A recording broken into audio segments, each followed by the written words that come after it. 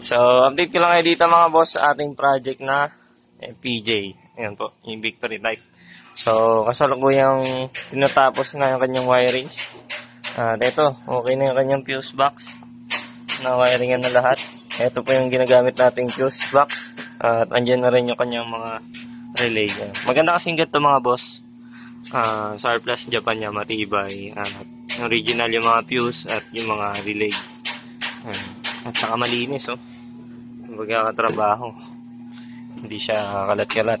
Tsaka talagang bago yung mga wire. At kung mapapansin nyo mga boss, ayan, yung mga wire natin, ayan, kahit yung isang piraso na yan, matigas. Ibig sabihin, magandang klase yung wire na ginamit natin. Tsaka, ayan, mas lamang yung tanso kaysa dun sa balat. Sa ibang shop, kasi, electrician, dinadaya sa wirings. Pero dito sa atin, maganda yung wirings na, yung wire na ginagamit natin. Mas lamang yung tanso kaysa doon sa balat. Tsaka matigas, malakas ang kuryente. Magandang buga ng ilaw. Sa headlight to mga boss. And then, ito sa loob. Kaya naman ang wiring natin dyan? Ha? Nasa, ampere. Sa ampere. Tsaka, may fuel gauge na ba? Tsaka fuel gauge. Tapos ito, may wiring na rin yung kanyang wiper. At ito, sa kanyang manibela naman. Ayan. Okay na rin.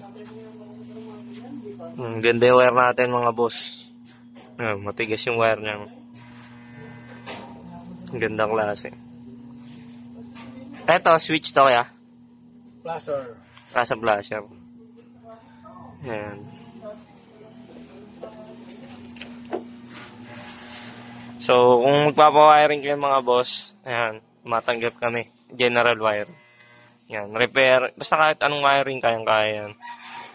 Pero mas maganda, kung gusto nyong pulidong-pulido talaga, general wiring tayo. Para makuha natin yung gusto nyong pwestuhan. Ayan, tulad nito.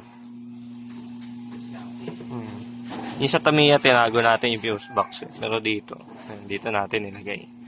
Para madali check ng fuse tsaka relay. Yan, yung Tamiya kasi pang show yun. Kaya tinago natin yung housing ng relay. Yan po. At kung mapapansin nyo, yan, stainless pala yung kanyang muffler. Ay, tambucho. Yan.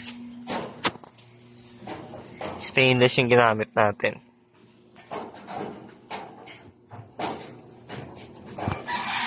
Tapos naka-undercoat na to. Ito, pinalitan ng owner ng mga bagong gulong. Yung mags, dating mags pa rin niya mga boss. Ayun, na-restore lang natin, binaping. At ito, hindi pa napapaandar yan. Hindi niya pa to ng sa fuel. From fuel pump to carburetor. At wala pa rin linya to ng galing tanke papunta doon sa fuel pump. Pero madali na yan. Tapos yung natin wirings, then tsaka natin kabitan niya ng copper tube. Madali naman ang paanda rin to. At ito, hydrovac. Surplus yung kinabit natin na Japan. Magandang klase ito kasi nabibili imitation na. Maganda pa rin yung mga Japan na sariwa. Ayan. Buo naman niya mga boss. Tsaka nagtatagal din. Tapos ang bago dito, yung clutch master. Primary. Tsaka secondary. Ayan. Di pala to. Fluid type. Hindi siya cable. Ayan, na-convert na. Ito, side mirror. Nagpalit din tayo side mirror. Tsaka itong gas cap. Yan po. Ito yung itsura niya sa likod. Ayan, nabapping na lahat ng body.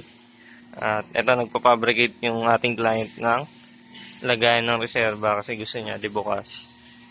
Ayan. Di tornilyo yan. So, yun lang muna mga boss. Pag natapos yung wiring, update ko kayo para makita nyo yung nakalalabasan. Pulidong-pulido yan yung wiring natin. So, yun lang muna update natin dito sa ating project na FPJ.